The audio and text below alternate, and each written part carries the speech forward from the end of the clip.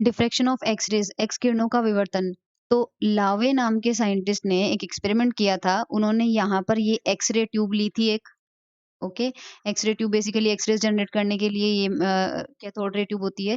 सो यहाँ पर एक्स-रेज़ इसके अंदर से निकलती है और उसको थोड़ी-सी नैरो बीम करने के लिए, संकरी बीम बनाने के लिए स्लिट्स का यूज़ अपन कर लेते हैं। तो यहाँ से निकलने वाली बीम जो होती है उसमें रेज़ काफ़ी पैरेलल आती है और कोलिमेटेड होती है और यहाँ पर क्रिस्टल रखा हुआ होता है। लावे ने जो क्रिस्टल लिया था वो था ज़िंक सल्फाइड का। तो ज़िंक सल्फाइड का जो क्रिस्टल है वो यहाँ पर रखा हुआ है। तो ये एक्स-रे क्या करती है कि ज़िंक सल्फाइड के जो मॉलिक्यूल्स होते हैं या एटम्स होते हैं उनसे टकराती है। टकराने की वजह से ये डिफरेंट डायरेक्शन में चली जाती है।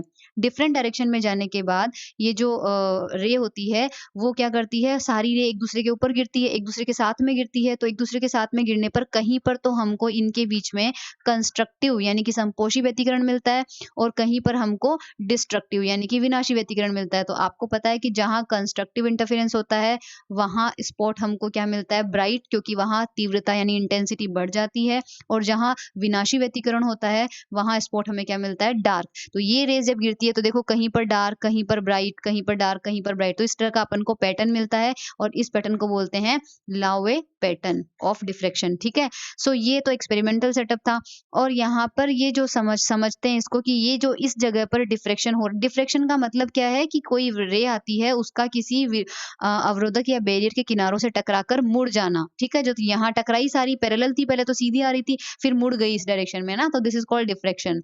सो यहाँ पर समझते हैं कि हो क्या रहा है।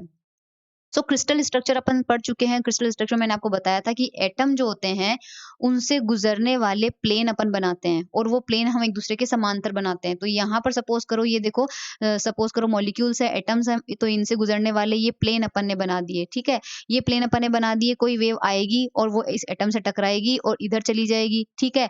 इसी के अलावा कोई प्रेम वेव यहाँ पर आएगी, इससे टकरा के फिर वो इधर निकल जाएगी, सॉरी यहाँ से नहीं जाएगी, वो इससे टकरा के किसी और दिशा में चली जाएगी। तो ऐसा ही कुछ एग्जाम्पल अपन ले रहे हैं यहाँ पर। तो सपोज़ एक एटम है जो बी पॉइंट पे रखा हुआ है, ओके? एक एटम यहाँ पर रखा हुआ है और दूसरा एटम कहाँ रखा हुआ है? बी प्राइम पे रखा हुआ है। तो ये आपके जो हैं वो है क्रिस्टल प्लेन। मैंने कहा था क्रिस्टल प्लेन को हम हमेशा क्या रहते हैं, पैरेलल में ही लेते हैं। तो ये क्रिस्टल प्लेन हो गया एक और ये दूसरा क्रिस्टल प्लेन हो गया। तो दोनों के बीच की डिस्टेंस कितनी लेते हैं अपन? डी लेते हैं। तो यहाँ पर एक वेव आई और देखो ऊपर से इधर से वो आई और इधर से चली गई। दूसरी वेव आई इधर से जाके इधर से चली गई। यानी एक बी वाले एटम से टकरा रही है और एक बी प्राइम वाले एटम से टकरा रही है। तो ये दोनों वेव आगे जाके जब अपन स्क्रीन पे इनको देखेंगे, ये जब मिलेगी आगे जाके तो मिलते टाइम पे ये क्या होगा, इनके बीच में कंस्ट्रक्टिव हो रहा है या डिस्ट्रक्टिव, वो चेक करने के लिए हमें पता होना चाहिए कि इन दोनों के बीच का पथांतर कितना है, पाथ डिफरेंस कितना है। तो पाथ डिफरेंस कैसे निकालेंगे? सो इस बी पॉइंट से एक परपेंडिकुलर ड्रॉ करो जो डी पर मिलता हो, इसी बी पॉइंट से एक परपेंडिकुलर ड्रॉ करो जो ई पर मिलता हो। अब अगर आप ध्यान से देखो तो क्या आप डायग्राम में ये देख पा रहे हो कि ए बी से जो डिस्टेंस है और ए प्राइम डी वो डिस्टेंस बिल्कुल इक्वल है। इट मीन्स यहाँ से यहाँ तक की डिस्टेंस और यहाँ से यहाँ तक की डिस्टेंस बिल्कुल सेम है। तो ये तो डिस्टेंस हो गई सेम। सिमिलरली ये वाली डिस्टेंसेस भी सेम हो गई। तो ऊपर वाली वेव से नीचे वाली वेव ने कितना एक्स्ट्रा पाथ ट्रेवल किया है। तो आप देख सकते हैं यहाँ से लेके यहाँ तक और फिर यहाँ से लेकर यहाँ तक। तो डी बी प्राइम और बी प्राइम ई ये हमारा हो जाएगा पाथ डिफरेंस। तो हम इनको ऐड कर देंगे टोटल और ज्योमेट्री से ये वैल्यू आती है डी साइन थीटा के इक्वल, जहाँ पर एंगल देखो आपको ये आप थीटा मान के चलो तो ये भी एंगल थीटा होगा। क्यों? क्योंकि अगर आप यहाँ पर परपेंडिकुलर ड्रॉ करो तो हम जानते हैं कि एक वेव आई है और वो उसी डायरेक्शन में उसी मीडियम में निकल चुकी है। तो ये क्या हुआ? रिफ्लेक्शन यानी कि परावर्तन हुआ। और परावर्तन के नियम से हम जानते हैं कि angle of incident equal to angle of reflection. तो ये दोनों अल्फा अल्फा सेम है। अगर ये अल्फा अल्फा सेम है तो रिमेनिंग एंगल अगर ये थीटा है तो ये भी क्या होगा? फिर थीटा होगा। और ये फिर कितना हो जाएगा? 90 माइनस थीटा। तो वापस ये नीचे वाला एंगल कितना हो जाएगा? थीटा। और ये भी कितना हो जाएगा? थीटा। अब इनमें से किसी भी एक डायग्राम में किसी भी एक डायग्राम को ले लो। सपोज़ अपन ये वाला डायग्राम लेते हैं। यहाँ पर 90 बन रहा था, ये बी हो गया, ये डी हो गया, ये बी प्राइम हो गया और ये थीटा। ठीक है? ये डिस्टेंस हमको डी गिवन है तो यहाँ से साइन थीटा का एक्सप्रेशन कितना आ जाएगा? B prime D upon D. ये साइन थीटा हो जाएगा हमारे पास। तो यहाँ से बी प्राइम डी की वैल्यू कितनी आ रही है? D sine theta. इसी तरह से दूसरे ट्रायंगल में आप निकालोगे तो बी प्राइम ई भी अपने पास आएगा डी साइन थीटा। तो टोटल पाथ डिफरेंस कितना हो गया? 2d sine theta. समपोषी व्यतिकरण की कंडीशन हम जानते हैं कि पाथ डिफरेंस होना चाहिए n लैम्डा के इक्वल। तो यहाँ से हमको एक इक्वेशन मिलती है and this is called Bragg equation which is very very important. यहाँ से अगर डी की वैल्यू अपन निकालें तो डी की वैल्यू ये आएगी, एन जो है वो ऑर्डर ऑफ इंटरफेरेंस होता है, फर्स्ट ऑर्डर का हो रहा है, सेकंड ऑर्डर का हो रहा है, थर्ड ऑर्डर का हो रहा है, तो मिनिमम इसकी वैल्यू कितनी हो सकती है, 1 हो सकती है। सो अगर हम डी की मिनिमम वैल्यू निकालना चाहें तो कौन कौन से पैरामीटर है जिनकी वैल्यू चेंज कर सकते हैं।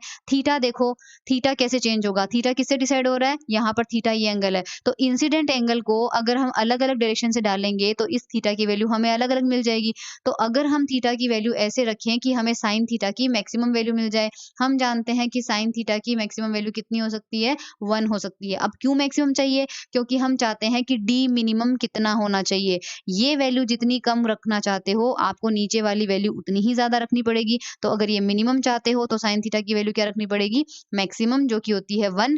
और अगर ये मिनिमम चाहते हो तो ऊपर वाले पैरामीटर सारे मिनिमम होने चाहिए, तो एन मिनिमम होता है हमारा 1। इस कंडीशन में डी मिनिमम हमको क्या मिल रहा है, λ/2। अब ये डी मिनिमम का मतलब क्या है, तो डी कौन सी डिस्टेंस थी, देखो डी डिस्टेंस थी आपके पास दो क्रिस्टल प्लेन के बीच की डिस्टेंस, या फिर यूं कह लो दो एटम के, क्योंकि एक एटम यहाँ रखा हुआ है आपका और एक एटम यहाँ रखा हुआ है, तो दो एटम के बीच की मिनिमम डिस्टेंस λ/2 तो होनी ही होनी चाहिए। अगर इतनी डिस्टेंस नहीं हुई तो वहां पर ब्रैग का डिफ्रैक्शन या ब्रैग का रिफ्लेक्शन हमें नहीं मिलेगा। ओके, सो डिफ्रैक्शन ऑब्जर्व करने के लिए डी की वैल्यू मिनिमम कितनी होनी चाहिए, λ/2 to observe diffraction in crystal. So ये था डिफ्रैक्शन इन सॉरी, ये हमारे पास क्या था, हाँ, diffraction of X-rays from some crystal.